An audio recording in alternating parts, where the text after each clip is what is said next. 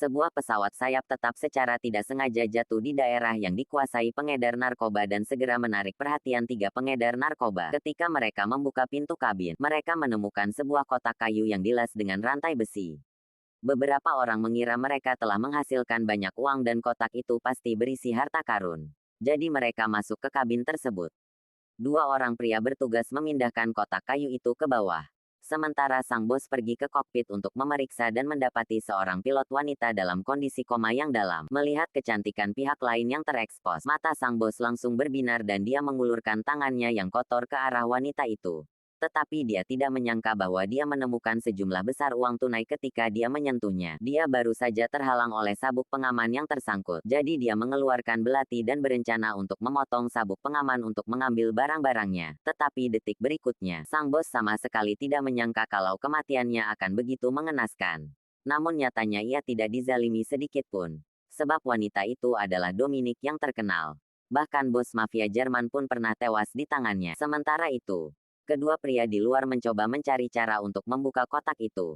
Tetapi tampaknya mereka tidak dapat memutuskan rantainya sama sekali. Salah satu dari mereka hendak mengambil tang, tetapi saat ia mencapai mobil, ia mendengar suara aneh di belakangnya. Ketika lelaki itu menoleh ke belakang, ia mendapati temannya sudah meninggal. Tepat saat dia hendak lari ketakutan, sebuah pistol diarahkan ke punggungnya. Ya, itu Nick. Nick melumpuhkan pria itu tanpa berkata apa-apa. Lalu memaksa pria itu memindahkan kotak itu ke bagian belakang truk pickup.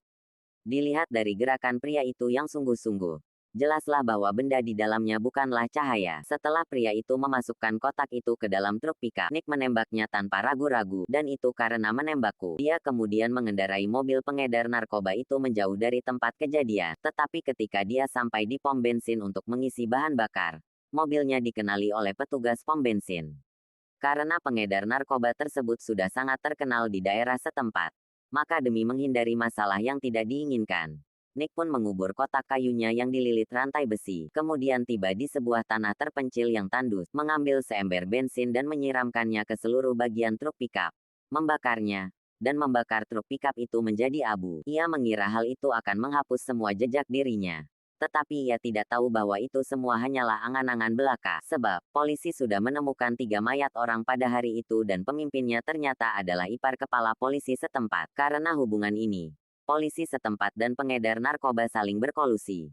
Polisi itu hanya mementingkan mencari uang, bahkan mengambil gigi emas di mulut orang mati. Metode mereka sangat kejam. Satu-satunya pengecualian adalah agen Leo, yang membenci penjahat. Untuk menemukan si pembunuh, Kepala Lukas menangkap semua wajah baru di kota itu.